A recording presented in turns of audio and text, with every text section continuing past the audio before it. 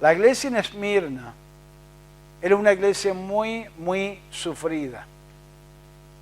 Sufriendo persecución, Cristo guía a Juan, al apóstol Juan, a escribirles a ellos, para comunicarles a ellos que Él conoce lo que están pasando, que Él está observando, y para animarles a enfrentar esa persecución confiando en las promesas de Dios.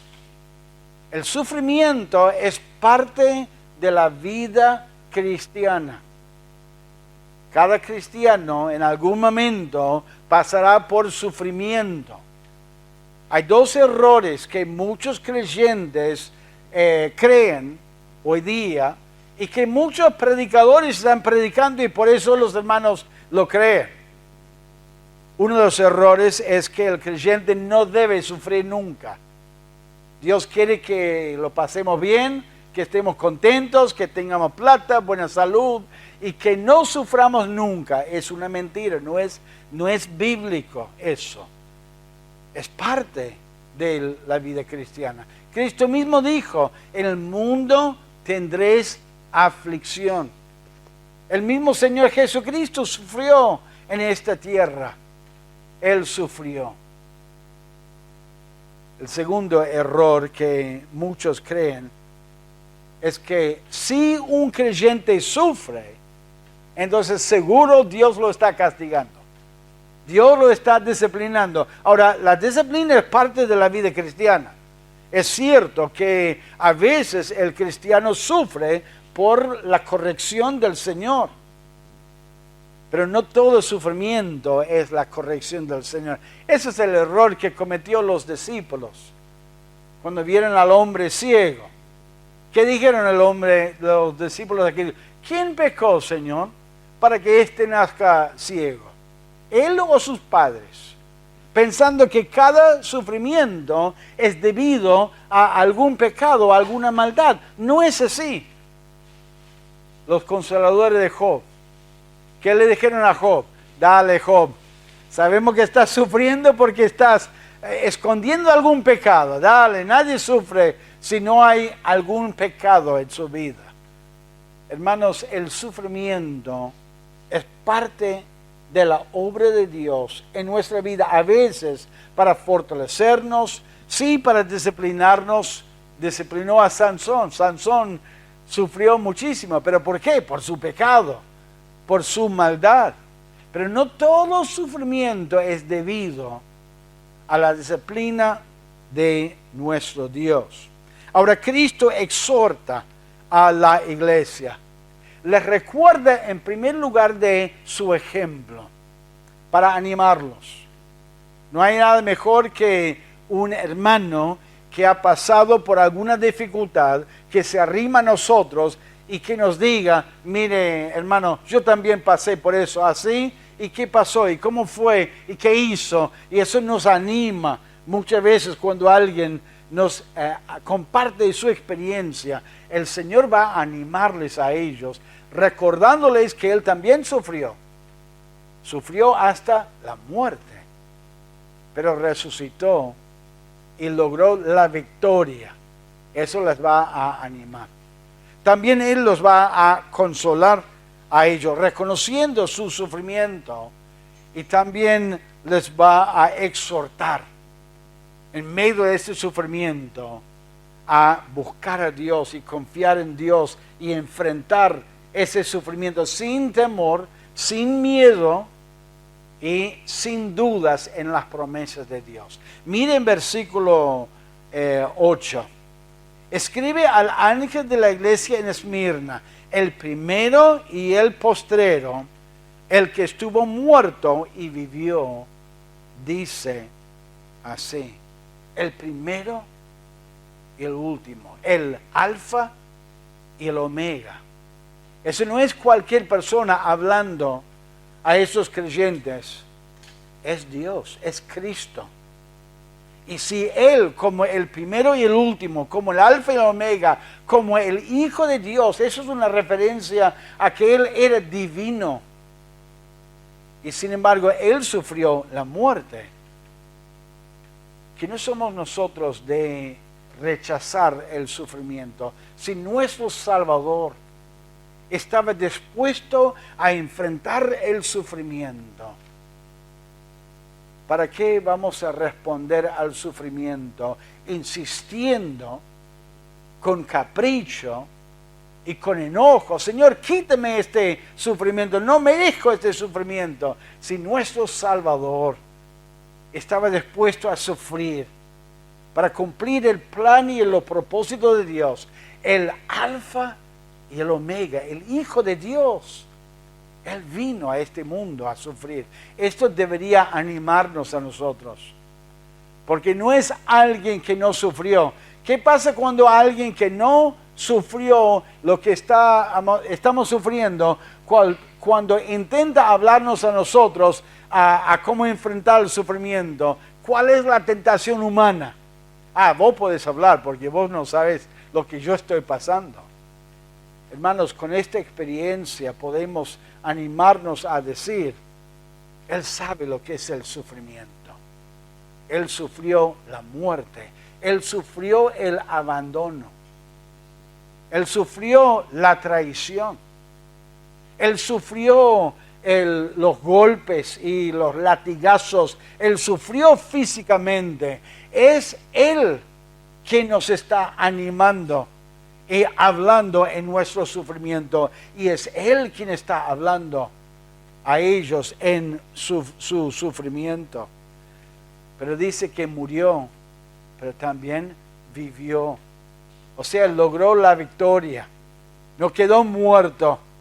No fue vencido, derrotado. Él se levantó y resucitó en victoria al Señor. Y esa misma victoria nos ayuda a nosotros en nuestro sufrimiento a confiar en Él.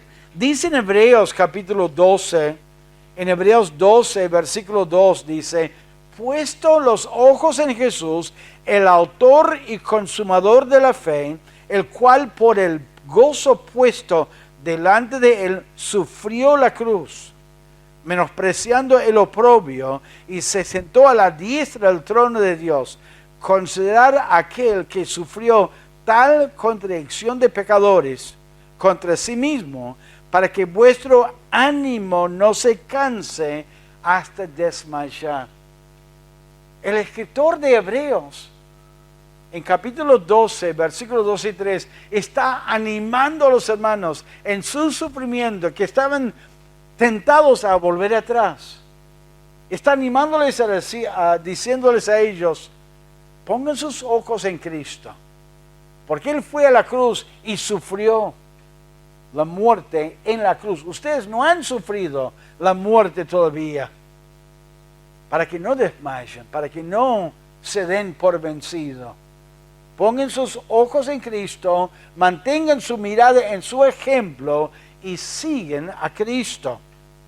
Está animándoles a ellos a seguir a Cristo. Él resucitó, Él terminó con el sufrimiento cuando Él resucitó de la muerte. Y nosotros también un día vamos a seguir su ejemplo y vamos a ser librados de todo el sufrimiento. Y tenemos que recordar eso. Me encantan las palabras de Pedro, que estaba hablando a los creyentes en 1 Pedro capítulo 2, que estaban sufriendo. Él les dijo a ellos en 1 Pedro 2:20, Él dice, pues qué gloria es si pecando sois abofeteados y lo soportáis. Mas si haciendo lo bueno sufrís y lo soportáis, esto ciertamente es aprobado delante de Dios. Pues para esto fuiste llamado, porque también Cristo padeció por nosotros, dejándonos ejemplo para que sigáis sus pisadas. En otras palabras, lo que nosotros debemos recordar, lo que la iglesia en Esmirna debería recordar, es que este camino de sufrimiento fue un camino ya tomado por el Señor Jesucristo. Y Él sufrió la muerte y Él resucitó. Hermanos, lo que están sufriendo en su vida no es algo que Cristo no entiende. Él entiende lo que nosotros estamos sufriendo. ¿Por qué? Porque Él sufrió aquí en la tierra de una manera muy parecida a nosotros. Y dice también en el libro de Hebreos, capítulo 4, escuche lo que dice en Hebreos 4:15. Porque no tenemos un sumo sacerdote que no puede compadecerse de nuestras debilidades, sino uno que fue tentado en todo según nuestra semejanza, pero sin pecado. Piensen en tu sufrimiento, piensen en tu tristeza, en tu dificultad. ¿Es físico? Cristo sufrió físicamente. ¿Es un rechazo de una persona? Cristo sufrió rechazo. ¿Traición? Cristo sufrió traición. ¿Es hambre? Él también sufrió hambre. 40 días, 40 noches en el desierto, en ayuno. Él no tenía mucho. Menosprecio. A veces el creyente sirve al Señor y los demás le menosprecian. Le atacan, le critican. ¿No le menospreciaron a Cristo? ¿No le criticaron a Él? Por supuesto que sí. Él es el ejemplo que para nosotros debería animarnos a enfrentar el sufrimiento. Él escribe a la iglesia en Esmirna y dice: el primero y el postrero, el que estuvo muerto y vivió, dice esto. Él tiene autoridad de hablar con ellos acerca de su confianza y acerca de cómo enfrentar esa dificultad. Es un ejemplo que debemos seguir, es un ánimo para nosotros. El ejemplo para la iglesia, en primer lugar. El ejemplo. Número 2, vemos el consejo, el consuelo para la iglesia. Él los va a consolar. Mire cómo los consuela a la iglesia. En versículo 9, yo conozco tus obras y tu tribulación y tu pobreza, pero tú eres rico, y la blasfemia de los que se dicen ser judíos y no lo son, sino sinagoga de Satanás. El Señor Jesucristo conocía muy bien la situación en que ellos estaban enfrentando, y eso sería un consuelo para ellos. ¿Qué es lo que nos molesta a veces cuando alguien dice: yo entiendo lo que estás pasando? Uno piensa: vos no entendés nada de lo que estoy pasando. No, nunca lo pasaste y nunca lo vas a pasar. Pero cuando alguien dice: yo entiendo, yo pasé exactamente lo mismo, eso, sus palabras muchas veces nos consuelan, nos ayudan. Y yo quiero decirles, hermanos, que debería consolarnos a nosotros y debería ser un consuelo para ellos cuando Él dice: yo conozco. Porque cuando Él dice: yo conozco sus obras, su sufrimiento, yo conozco su enemigo, podemos entender que realmente Él conoce. El primero dice: yo conozco tus obras, lo que han hecho, lo bueno, lo positivo. Es interesante que Él no está escribiendo a una iglesia que no hizo nada. No, estaban obrando y están reconociendo sus obras, y Él entiende por completo la situación. Y seguramente esas palabras de que yo conozco tus obras les consolarían a ellos, diciendo: bueno, por lo menos en este sufrimiento Él conoce nuestras obras, lo que hemos hecho. Y quiero decirles, hermanos, que esta iglesia era obediente a Dios. No estaban sufriendo por ser desobedientes. No, eran obedientes. Y el Señor estaba diciendo: yo veo su obediencia, yo veo sus obras, lo que han hecho. Entiendo lo que han hecho. Y que están sirviendo a Cristo a pesar de la violencia, a pesar de la persecución, que no están bajando los brazos, pensando no sirve, no vale la pena servir al Señor. Y quiero animarles, hermanos, en el sufrimiento. No digan nunca, no, ¿para qué voy a servir al Señor? Si me trae problemas, me trae dificultades, me trae menosprecio, me trae rechazo, mi esposo, mi esposa, mis compañeros. No, ¿para qué? No vale la pena servir al Señor. Hermanos, estamos sirviendo al Señor para su honra y su gloria, y Él reconoce tus obras dentro del sufrimiento, y siempre vale la pena servir al Señor. Justo hablamos de eso no hace mucho en el aniversario, en 1 Corintios capítulo 15, dice así, versículo 58. Así que, hermanos míos, amados, estar firmes y constantes, creciendo en la obra del Señor, siempre sabiendo que vuestro trabajo en el Señor no es en vano. Y este reconocimiento de sus obras, su servicio, a pesar del sufrimiento, sería un consuelo para ellos. Bueno, por lo menos el Señor ve que estamos sirviéndole a Él. Pero no solamente su trabajo, sus obras, Él también reconoce o conoce de su sufrimiento. Mire, Él usa dos frases, dos palabras aquí en versículo 9. Conozco tus obras y tu tribulación y tu pobreza. La idea de la palabra tribulación es algo que aprieta, una carga muy, muy pesada, que nos cansa y que nos aflige a tal punto que queremos salir debajo de esa gran carga. Es demasiado pesado, no aguantamos más. Ellos estaban perseverando en esa tribulación. Y esa palabra pobreza no es la palabra que normalmente usan, que uno tiene pocos recursos, un poco de comida, un poco de ropa. Esta palabra pobreza significa que no tenían absolutamente nada. No tenían para comer, no tenían para vestirse. Estaban extremadamente pobres. Seguramente los que le persiguieron a ellos le robaron sus cosas.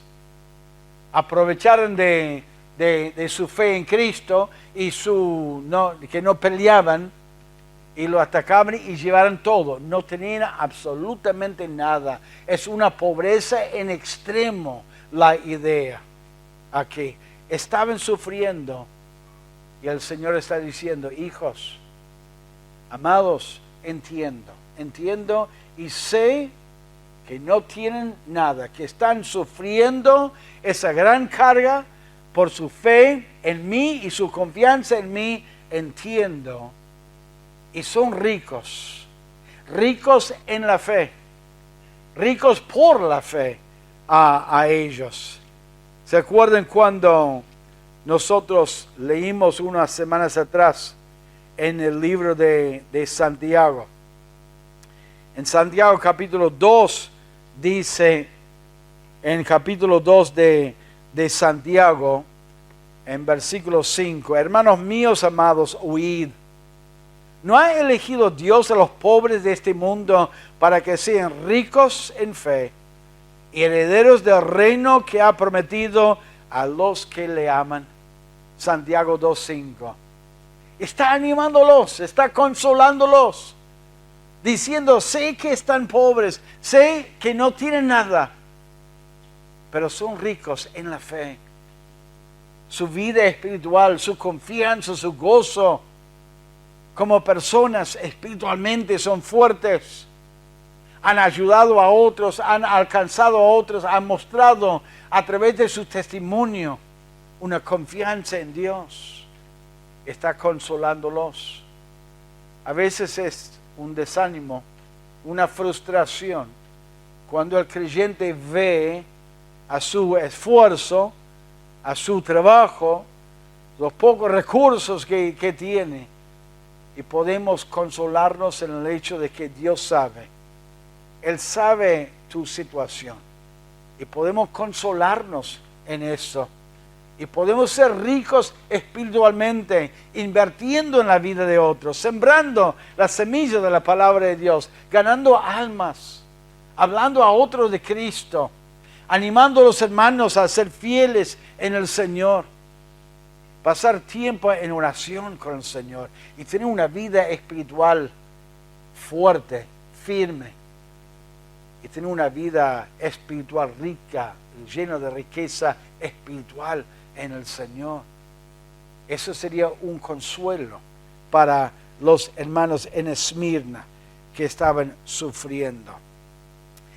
Acordarse que ellos tenían una cuenta espiritual en el banco del cielo y que cada día, cada semana, invirtiendo su vida espiritual a través de la oración, a través de sus buenas obras, a través de sus ofrendas, a través de su vida diaria, estaba esperando una recompensa espiritual.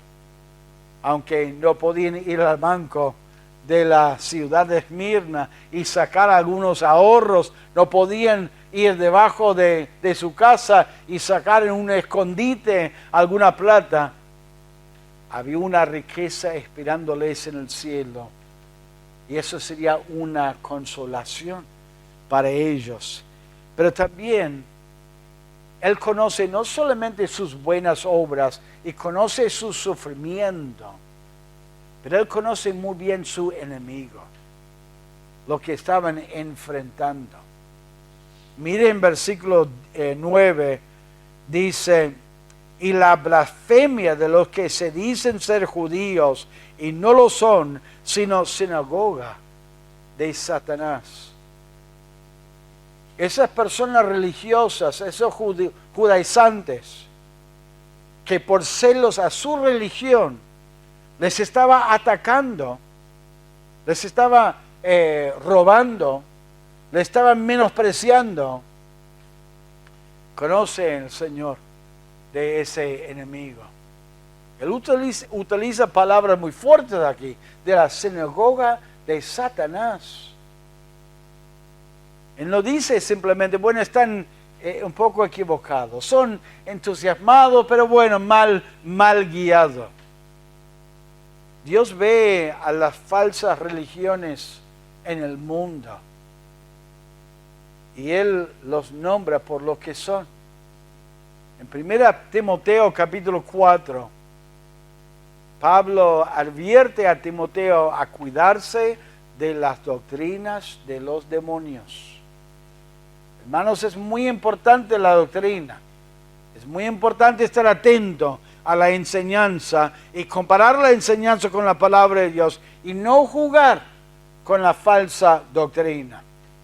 El Señor sabe cuál es la falsa doctrina y Él lo rechaza con términos muy fuertes, porque Él lo rechaza y le causa a Dios simpatía para sus hijos que están sufriendo a manos de ese rechazo y de esos ataques, de esos falsos maestros.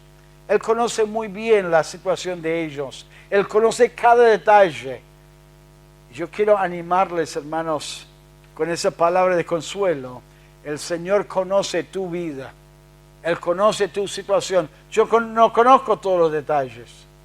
Yo no conozco las conversaciones que ustedes tienen con familiares, con compañeros, pero yo les quiero asegurar que el Señor lo sabe. Eso debería ser un consuelo. En el libro de Mateo dice la palabra de Dios que no hay ni un gorrioncito que se cae a la tierra sin que nuestro Padre Celestial vea y observe. Y eso debería consolarnos. Él ve hasta algo tan insignificante en mi vida y en nuestra vida. Él conoce el número de los pelos en nuestra cabeza.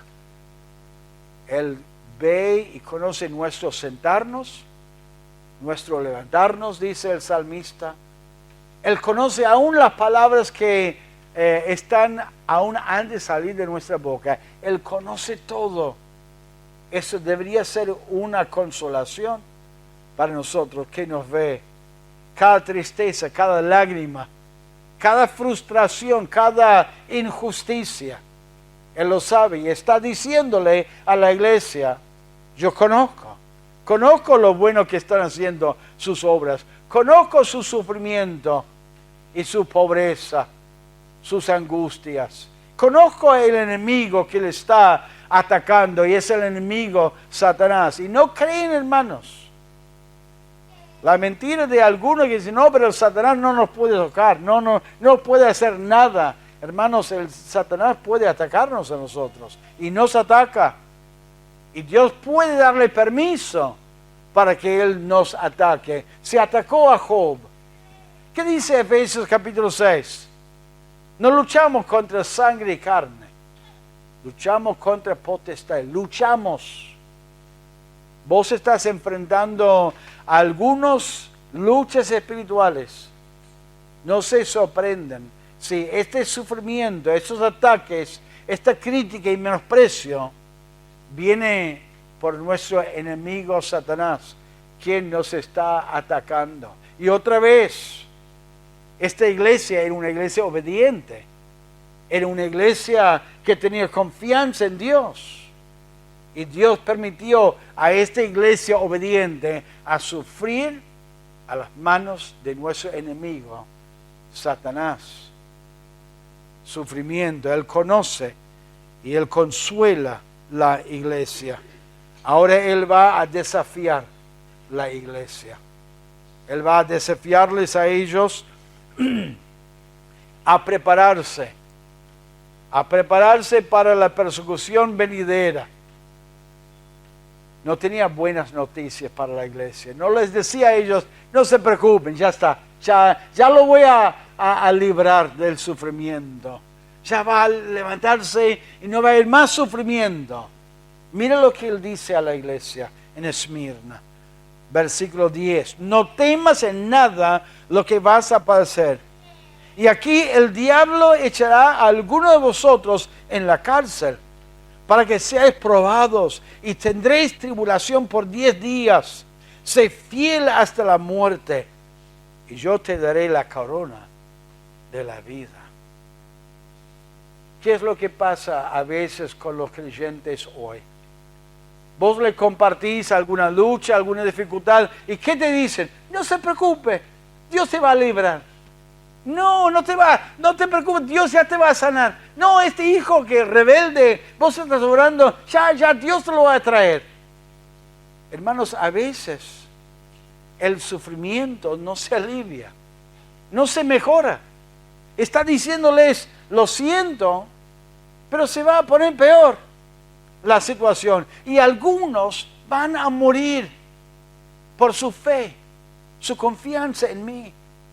En vez de aliviar su dolor, su fuerte persecución, su pobreza, en vez de bendecirlos y guiarlos y protegerlos, Él va a permitir que ellos sufren más. A veces, hermanos, el sufrimiento no se desaparece. Y no cometen el error de asegurar a una persona que está pasando por una prueba: no se preocupe, las cosas van a mejorar. No se preocupe, Dios ya te va a bendecir. No se preocupe, ya las cosas van a cambiar. Porque puede ser que sí las cosas cambian, pero no cambien para mejor, cambien para peor. La situación puede ser. Dios, gracias a Él, muchas veces revierte la situación y bendice, provee. Algún hermano que no tiene trabajo, Dios le provee trabajo. Algún hermano, alguna hermana con alguna dificultad de salud, Dios cambia la situación. Hay un matrimonio muy, muy querido nuestro, que los dos estaban en el ministerio durante años. Eran misioneros, pastores de una iglesia en Estados Unidos. Y algo pasó en su matrimonio. Se separaron y fueron separados durante años, muchos años. Creo que más de 10, 15 años estaban separados, viviendo totalmente separados. Gracias a Dios, Dios cambió la situación. Se casaron de nuevo hace un año y salió en Facebook una muestra, una foto de que estaban celebrando un año de reconciliación. ¡Qué bendición! Pero lamentablemente, hermanos, eso no pasa con todos los matrimonios cristianos, aún siervos del Señor, que aman al Señor. A veces la cosa va peor, se separan y no se reconcilian más. No aseguran a los hermanos que están pasando por una dificultad que ya Dios va a resolver todo y ya Dios les va a bendecir, porque puede ser una gran desilusión cuando las cosas en la realidad, en la vida cristiana, que no cambian, al contrario, van a empeorarse o empeoran, y después uno quede, pero ¿cómo? ¿Por qué me pasó esto? Yo estaba ilusionado que iba a solucionar el problema y no se solucionó. Debemos orar que se haga la voluntad del Señor. El mismo Cristo en el jardín de Getsemaní. Que pase esta copa de mí, pero que no se haga mi voluntad. Que haga tu voluntad. A veces, hermanos, nos toca pasar por sufrimiento. Tenemos que enfrentar el sufrimiento confiando en el Señor. Los desafía a ellos a no tener miedo. No tener miedo de sufrir. ¿Qué dice? No temas en nada. En nada. No tengan temor ni miedo en el sufrimiento. Lo que vas a padecer. Porque va a ser terrible lo que van a padecer. No tengan miedo en nada. Y él va a decirles a ellos en el versículo 10, y aquí el diablo echará a alguno de vosotros en la cárcel. Lamentablemente, esta persecución que les dejó sin nada, lamentablemente va a empeorar. Y el diablo va a echarles en la cárcel y van a morir. Los está preparando. Tenemos que estar preparados, hermanos, cuando estamos pasando por sufrimiento. Sí, orar a Dios para que Él obre. Sí, para que Él nos libre y que Él provea. Pero estar preparado para que se haga la voluntad del Señor. Y que Él haga lo que Él permite en nuestra vida. Pero también aferrados y no dudar de las promesas del Señor. Dice en el versículo 10, sé fiel hasta la muerte y yo te daré la corona de la vida. Ahora, no está hablando de la vida eterna. No hay una recompensa por sufrir de ser salvo o recibir la vida eterna. Está hablando de una corona, una recompensa, y está hablando de que Él está observando, Él está en control de todo y les está desafiando a enfrentar el sufrimiento, confiando en las promesas del Señor, ser fiel hasta el fin y recibir la recompensa por haber sido fiel. Hay muchos creyentes cuando pasan por sufrimiento, tiran la toalla, se dan por vencido, se enojan con Dios y pierden la recompensa que podría haber recibido si hubieran sido fiel al Señor. Hermanos, reciben este desafío para la iglesia de Esmirna y para nosotros. Porque Él va a decir, las iglesias deberían escuchar esas enseñanzas. El que tiene oído, oiga lo que Cristo dice a las iglesias. O sea que estas enseñanzas son para estas 7 iglesias, no solamente para una sola iglesia, y que son para nuestra iglesia. ¿Estás sufriendo?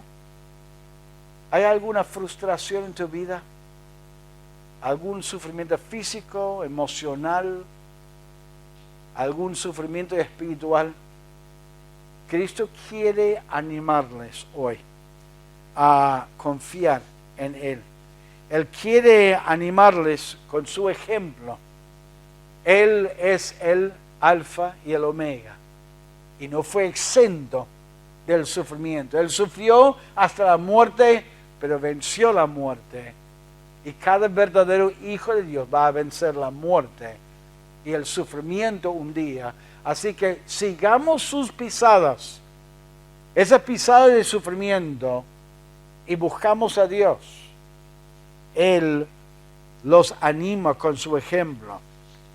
Él los consuela con estas enseñanzas de que Él conoce todo sobre ellos. Conoce sus obras, conoce su sufrimiento, conoce su enemigo y lo que están haciendo a ellos.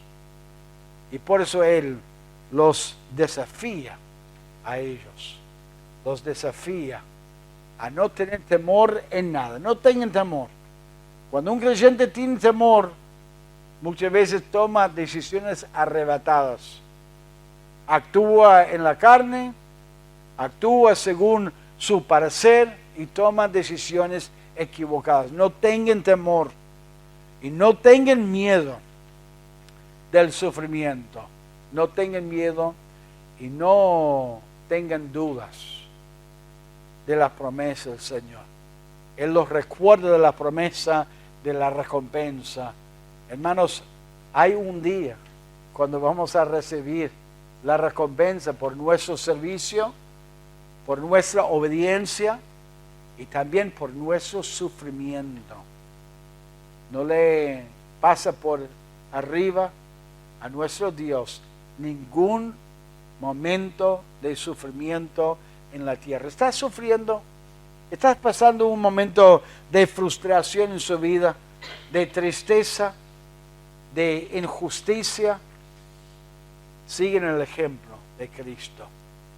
Reciben el consuelo de nuestro Dios, de nuestro Cristo.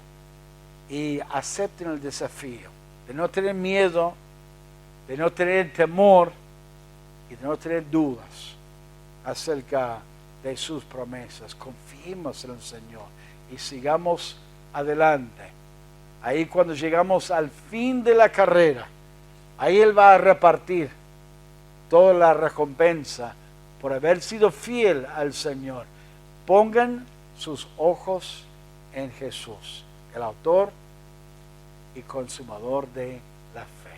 Vamos a orar al Señor.